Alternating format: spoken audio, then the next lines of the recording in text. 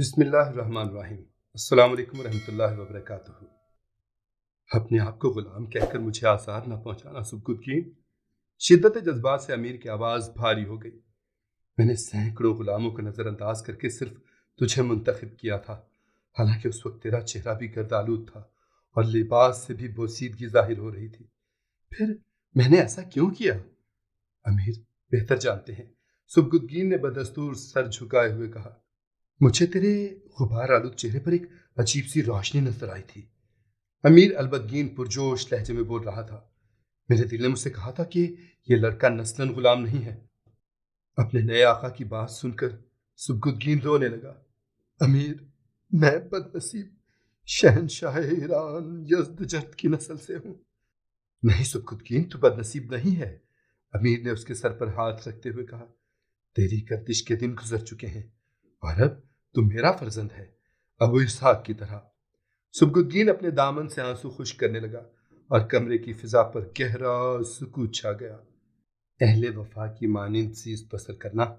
مختصر سے وقفے کے بعد امیر البدگین کی آواز دوبارہ گونجی۔ میں نے تجھ پر جو اعتبار کیا ہے اسے کبھی مجروح نہ کرنا۔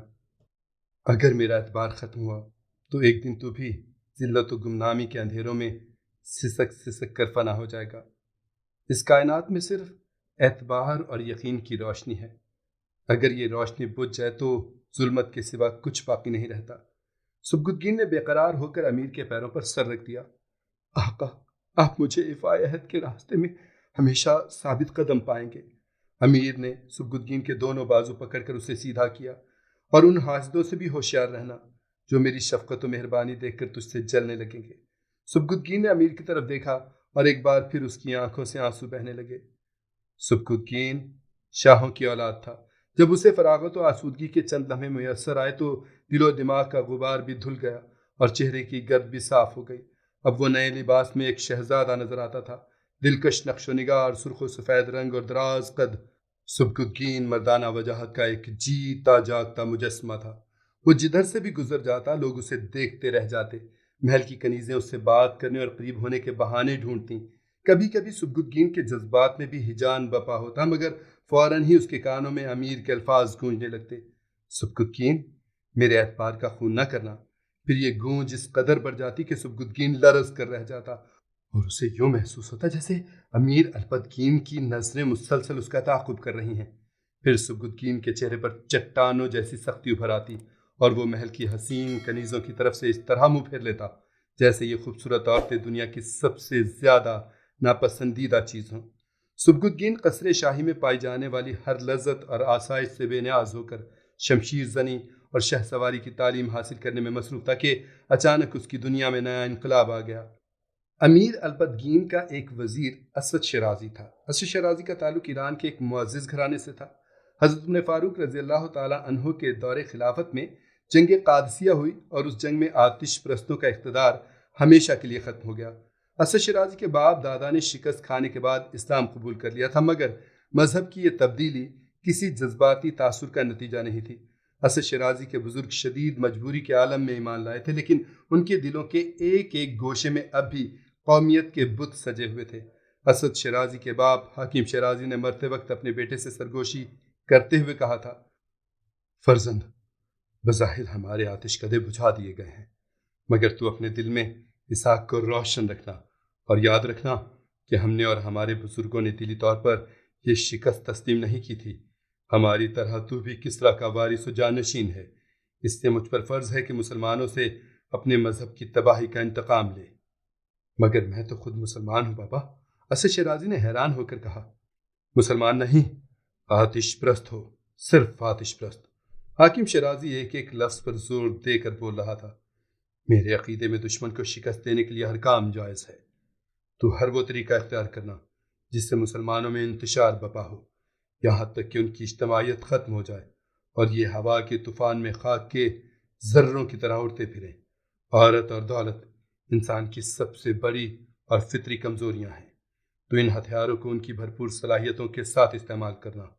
یہ جو مسلمان سپاہی ہر وقت شہادت کے نشے میں سرشار رہتے ہیں، انہیں شراب احمری کی سراہی میں ڈبو دینا، ان کے دماغوں میں خمار کا ایسا دریا اتار دینا کہ زندگی بھر ہوش میں نہ آ سکیں۔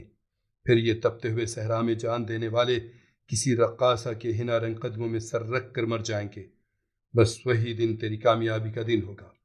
اس کے بعد حاکم شیرازی مر گیا اور دنیا سے رخصت ہوتے ہوئے اپنے بیٹے کی رگوں میں بھی نفاق کا زہر اتار گیا۔ اسد شیرازی نے ہر جائز و ناجائز ذریعے سے بے شمار دولت کمائی اور ترکستان کا سب سے بڑا تاجر بن گیا۔ پھر اس نے مختلف جوڑ توڑ کے بعد امیر الپتگین کے دربار تک رسائی حاصل کی۔ حاکم شیرازی نے اسد شیرازی کو دنیا کے دوسرے علوم کے ساتھ ساتھ علم نجوم کی بھی تعلیم دی تھی۔ اس کے علاوہ اسد شیرازی تقریر کے فن سے بھی واقف تھا۔ غرض انہی تمام خوبیوں نے اسے امیر الپتگین کے بہت زیادہ قریب کر دیا تھا، یہاں تک کہ ایک دن وہ وزارت کے عہدے تک پہنچ گیا۔ اسد شیرازی کو دنیا کی ہر نعمت میسر تھی، مگر وہ اولاد نرینہ سے محروم تھا۔ اس نے ستاروں کی چال کے مطابق کئی عورتوں سے شادی کی، لیکن کسی عورت کے بطن سے بیٹا پیدا نہیں ہو سکا۔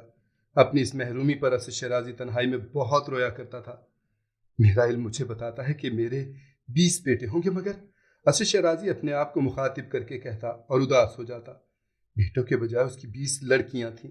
سب سے بڑی بیٹی ارمغانہ شیرازی تھی، جس کی عمر 17-18 سال تھی، اور سب سے چھوٹی لڑکی نگار خانم تھی، جو 1 سال پہلے پیدا ہوئی تھی۔ اسد شیرازی نے اپنی بڑی بیٹی ارمغانہ کو بھی ادب، سیاست اور نجوم کی تعلیم دی تھی۔ ارمغانہ اپنے وقت کی حسین ترین دوشیزہ تھی۔ بہت سے امیرزادے ارمغانہ کی طلب رکھتے تھے، مگر اسد شیرازی نے اسے اب تک شادی کی زنجیروں سے دور رکھا تھا۔ وہ ارمغانہ کے ذریعے کوئی بڑا کام لینا چاہتا تھا۔ پھر جب غلام سبکتگین امیر کے حلقہ خاص میں شامل ہوا تو اسد شیرازی اسے دیکھ کر چونک اٹھا۔ یہ کوئی معمولی غلام نہیں ہے ارمغانہ۔ ایک رات تنہائی میں اسد شیرازی نے اپنی بیٹی سے سرگوشیاں کرتے ہوئے کہا، ستاروں کی رفتار بتاتی ہے کہ مستقبل کا حکمران ہے۔ ارمغانہ پہلے ہی سبکتگین کی دلکش شخصیت سے متاثر ہو چکی تھی۔ باپ کا اشارہ پایا تو اس کے چہرے پر جذبات کی شفق ابھر آئی۔ اسد شیرازی کی تربیت نے ارمغانہ کو بہت زیادہ بے جھجک اور شوخ بنا دیا تھا، لیکن عورت کی فطری حیا اسے شرمانے پر مجبور کر رہی تھی۔ ارمغانہ، یکایک اسد شیرازی کا لہجہ تلخ ہو گیا۔ مجھے عورت کا یہ مشرقی انداز پسند نہیں۔ ارمغانہ نے گھبرا کر باپ کی طرف سوالیہ نظروں سے دیکھا۔ میں نے سبکتگین کا ذکر اس لیے نہیں کیا کہ اس کا نام سن کر تیرا چہرہ گلنار ہو جائے۔ اسد شیرازی اونچی آواز میں بول رہا تھا۔ تو آہستہ آہستہ سبکتگین کے قریب ہو جا کہ پھر وہ تجھ سے دور رہنے کا تصور تک نہ کر سکے۔ ارمغانہ سنبھل گئی۔ اگر وقت اس غلام کے سر پر تاج شاہی سجاتا ہے تو پھر تجھے اس کا شریک سفر بننا ہوگا۔ اسد شیرازی بڑی بے حیائی کے ساتھ بیٹی کے سامنے اپنا منصوبہ پیش کر رہا تھا۔ میں تیرے ذریعے اقتدار تک پہنچنا چاہتا ہوں تاکہ اپنے بزرگوں کی روح سے کیا ہوا وعدہ پورا کر سکوں۔ ارمغانہ کی آنکھوں میں حیرت و مسرت کا امتزاج نظر آیا تھا۔ باپ کی زبان سے اقتدار کا لفظ سن کر ارمغانہ کے دل و دماغ پر ایک نشہ سا چھا گیا، مگر اس کے ساتھ حیرت بھی دامن گیر تھی کہ آخر یہ خواب شرمندہ تعبیر کس طرح ہوگا۔ بابا، اگر ایسا ہو جائے؟ جوش جذبات میں ارمغانہ اپنے باپ سے لپٹ گئی۔ بیٹی، اسد شیرازی نے سخت لہجے میں کہا، سنو، تم پھر جذبات کا شکار ہو رہی ہو اور میں تمہیں ہر حال میں غیر جذباتی دیکھنا چاہتا ہوں۔ ارمغانہ ایک بار پھر حیرت و پریشانی کے عالم میں باپ کی طرف دیکھنے لگی۔ یہ اقتدار اس لیے نہیں ہوگا کہ ہم صرف اپنے حریصانہ جذبات کو تحسین پہنچا سکیں۔ یکایک اسد شیرازی کی آواز مدھم ہو گئی اور وہ ٹھہر ٹھہر کر بولنے لگا، تاج و تخت تو ہمیں سود میں حاصل ہوگا۔ ہمارا بنیادی کاروبار یہ ہے کہ ہم مسلمانوں کی صفوں میں انتشار بپا کریں اور انہیں ایک دوسرے کے خون کا پیاسا بنا دیں، پھر اس پیاس کو اتنی ہوا دیں کہ وہ اپنے ہی بھائیوں کی شہرگوں پر منہ رکھ دیں اور ان کے جسم سے لہو کا آخری قطرہ تک نچوڑ لیں۔ باپ کے عزائم دیکھ کر ارمغانہ کے جسم میں خوف و ہراس کی ایک تیز لہر دوڑ گئی۔ بابا، اگر کبھی یہ راز کھل گیا تو؟ ارمغانہ کی زبان میں ہلکی سی لغزش آ گئی تھی۔ یہی تو تیری ذہانت کا امتحان ہوگا، اسد شیرازی نے پرجوش لہجے میں کہا۔ وہ راز کبھی نہیں کھلتا جس پر حرص و حوث کے گہرے پردے ڈال دیے جاتے ہیں۔ تو اپنے اس راز میں کچھ اور طاقتور لوگوں کو شریک کر لینا، پھر ایک مجرم دوسرے مجرم کا راز فاش نہیں کرے گا۔ اگر بالفرض کسی نے یہ حماقت کی تو دوسرا شریک راز اس جاہل کی زبان کاٹ دے گا۔ بے حیا باپ بڑی بے باکی کے ساتھ اپنی بیٹی کو ضمیر فروشی کا درس دے رہا تھا۔ تیرا مذہب اسلام سے کوئی تعلق نہیں ارمغانہ، تو آگ کی بیٹی ہے، صرف آگ کی بیٹی۔ مسلمانوں نے ہمارے آتش کدے بجھائے ہیں، ہم ان کے اقتدار کے فانوس بجھائیں گے، پھر ان کی ناکارہ زندگی کے چراغ گل کر دیں گے۔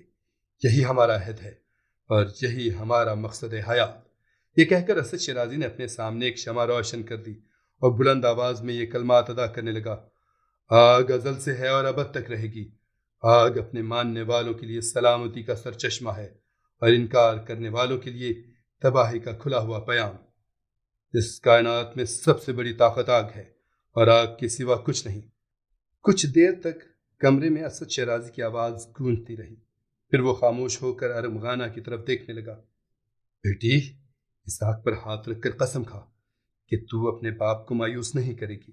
ارمغانہ نے جلتی ہوئی شمع کی طرف ہاتھ بڑھایا اور پھر گھبرا کر کھینچ لیا۔ پھولوں جیسا ہاتھ آگ کی تپش کا متحمل نہیں ہو سکتا تھا۔ اسد شیرازی چند لمحوں تک اپنی سہمی ہوئی بیٹی کو دیکھتا رہا اور پھر بڑے فریب کار انداز میں آنسو بہانے لگا۔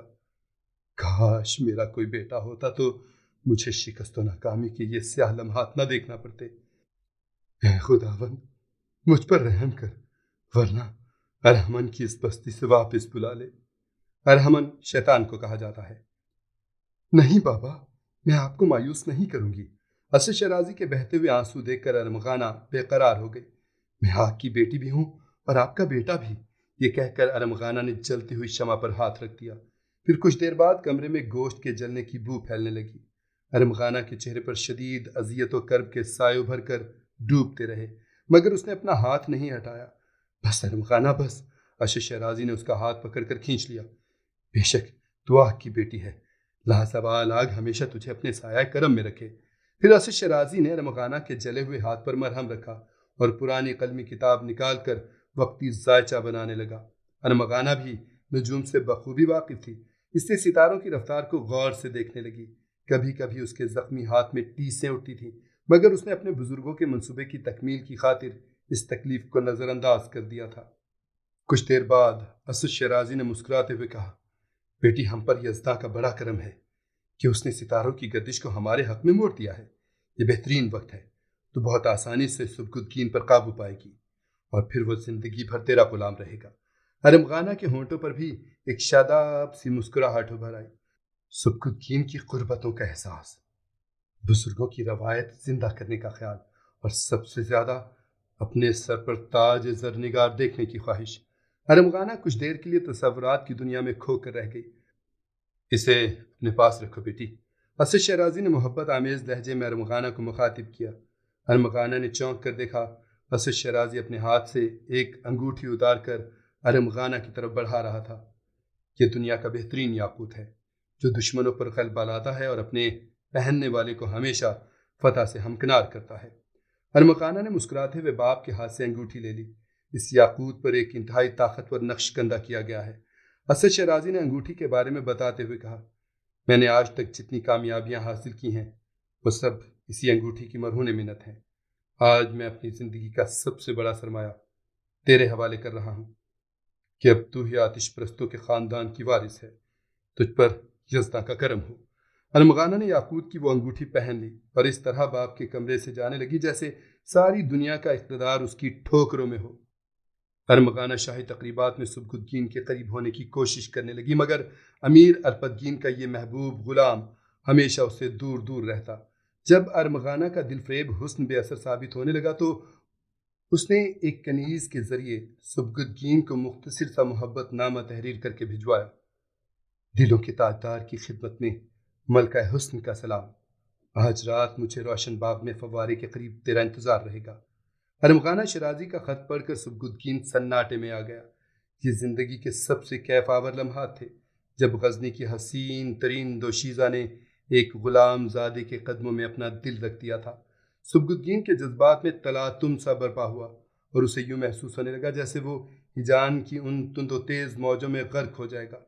پھر یکایک اس کے کانوں میں امیر ارپتگین کے الفاظ گونجنے لگے: فرزند، میرے اعتبار کا خون نہ کرنا۔ سبکتگین سنبھل گیا اور اپنے دل کے سفینے کو جذبات کی طغیانی سے نکال کر سکون کے ساحل تک لے آیا۔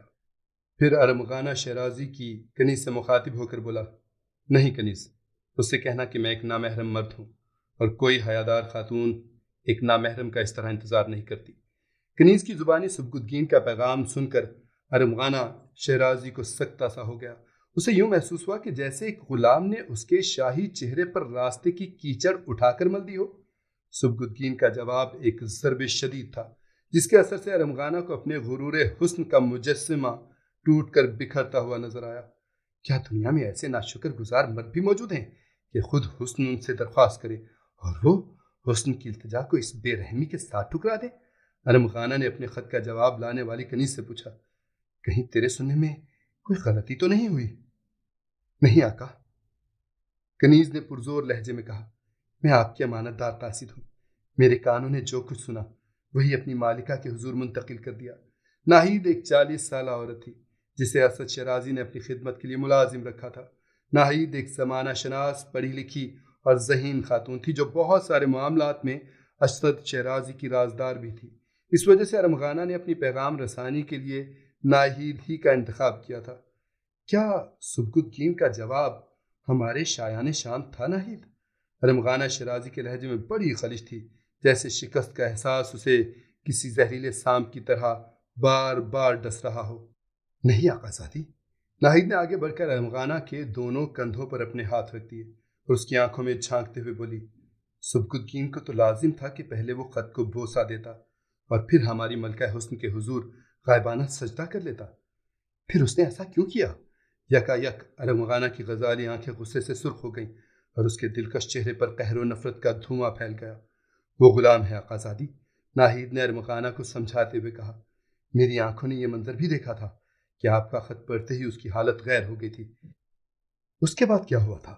ارمغانہ نے گھبرا کر ناہید کی بات کاٹ دی۔ وہ اپنی کنیز کی زبان سے نیا انکشاف سننے کے لیے بے چین نظر آ رہی تھی۔ آپ کا خط پڑھ کر اس کے چہرے پر ناسودہ تمناؤں کا عکس ابھر آیا تھا۔ ناہید نے سبکتگین کی جذباتی کشمکش کا ذکر کرتے ہوئے کہا، مگر وہ فوراً ہی اپنی غلامی کی حالت سے ڈر گیا۔ شاید وہ خود کو اس قابل نہیں سمجھتا کہ معزز و محترم خاندان کی ایک حسین دوشیزہ اس پر اس طرح اپنے التفات کی بارش کر دے۔ پھر میں کیا کروں ناہید؟ ارمغانہ شیرازی کا غصہ زائل ہو چکا تھا اور اب وہ ایک نئی الجھن کا شکار نظر آ رہی تھی۔ پہلے اس کے دل سے احساس غلامی دور کر دیں، پھر وہ آپ کے قدموں میں اس طرح جھک جائے گا کہ اس میں دوبارہ اٹھنے کی ہمت ہی باقی نہیں رہے گی۔ مگر میں اس کا احساس غلامی کیسے دور کروں؟ میری سمجھ میں کچھ نہیں آ رہا ہے۔ ارمغانہ شیرازی بے قرار ہو کر کمرے میں ادھر ادھر ٹہلنے لگی۔ شدید ذہنی الجھن کے باعث وہ زور زور سے فرش پر پاؤں مار رہی تھی۔ صبر و ضبط سے کام لو آقا زادی۔ یکا یک ناہید کے ہونٹوں پر ایک معنی خیز مسکراہٹ ابھر آئی۔ یہ کوئی وحشی جذبوں کا کھیل نہیں کہ انسان اپنے ہوش و حواس کھو بیٹھے۔ تمہارے سامنے تو ایک عظیم مقصد ہے اور اس مقصد کی تکمیل کے لیے تمہیں بے شمار قربانیاں دینی ہوں گی۔ اپنی کنیز کی بات سن کر ارمغانہ شیرازی چونک اٹھی۔ ناہید، کیا تو بھی اس راز سے واقف ہے؟ ہاں آقا زادی، ناہید کے ہونٹوں کی مسکراہٹ گہری ہو گئی۔ ہم سب ایک ہی منزل کے مسافر ہیں اور ہم سب کے سامنے ایک ہی مقصد ہے، آگ کی برتری اور آتش پرستوں کی سربلندی۔ مجھے آقا کا یہی حکم ہے کہ میں قدم قدم پر تمہاری رہنمائی کروں۔ آپ ابھی کم سن ہیں، اس سے بہت جلد جذبات کے زیر اثر آ جاتی ہیں۔ ذرا ہمت سے کام لیجیے۔ میرا اپنا اندازہ ہے کہ سبکتگین کو ایک دن آپ کے حلقہ غلامی میں داخل ہونا ہی پڑے گا۔ ارمغانہ شیرازی سوالیہ نظروں سے ناہید کی طرف دیکھنے لگی۔ اسے ایک اور خط تحریر کیجیے، ناہید نے کچھ سوچتے ہوئے کہا۔ اس کے ساتھ ہی اپنے خط کا جواب بھی طلب کیجیے۔ میں چاہتی ہوں کہ سبکتگین کی طرف سے کوئی تحریری ثبوت آپ کے ہاتھ آ جائے، پھر اسے آسانی کے ساتھ سر دام لایا جا سکے گا۔ جب بڑے بڑے دانشور عورت کی غلامی پر رضامند ہو سکتے ہیں تو پھر اس کی کیا حیثیت ہے؟ وہ تو ایک معمولی ذہن کا مالک ہے۔ ناز و ادا کی آندھی کا ایک ہلکا سا جھونکا ہے، کسی حقیر تنکے کی طرح اڑا کر اسے لے جائے گا۔ بس اس کے دل سے غلامی کا احساس مٹا دیجیے۔ وہ اپنی کم نسبی سے ڈرتا ہے۔ ناہید کی باتیں سن کر ارمغانہ مطمئن نظر آنے لگی۔ ارمغانہ نے سبکتگین کے نام دوسرا محبت نامہ زیادہ تفصیل سے تحریر کیا تھا۔ نامحرم اسے کہتے ہیں جو عورت کے دل و دماغ سے دور ہوتا ہے۔ میں نے آج تک کسی دوسرے مرد کے بارے میں سوچا تک نہیں۔ آپ کو ایک بار دیکھا اور ہمیشہ کے لیے حریم دل میں سجا لیا۔ پھر مجھ سے یہ اجنبیت کیوں؟ آپ روشن باغ میں آنے سے ڈرتے ہیں تو پھر میرے نام چند محبت بھرے الفاظ ہی تحریر کر دیجیے تاکہ میری بے قراری کا کچھ تو درمان ہو جائے۔ انسان کی اعلیٰ ظرفی یہ ہے کہ وہ کسی کی مجبوری سے فائدہ نہ اٹھائے، اور خدا بہتر جانتا ہے کہ میں اپنے دل کے ہاتھوں بہت مجبور ہوں۔ آپ کی ادنا کنیز ارمغانہ شرازی۔ اب کی بار ارمغانہ نے ملکہ حسن کے بجائے اپنے آپ کو ایک کنیز بنا کر سبکدگین کے سامنے پیش کیا۔ اس کا خیال تھا کہ اس طرح سبکدگین کے دل سے غلامی کا خوف زائل ہو جائے گا، اور پھر اپنی کامیابی کے تصور سے ارمغانہ کے دل و دماغ پر ایک نشے کسی کیفیت طاری ہو گئی۔ سبکدگین ارمغانہ کے جال میں پھنس گیا یا بچ گیا، یہ جاننے کے لیے داستان کا اگلا حصہ ملاحظہ فرمائیے گا۔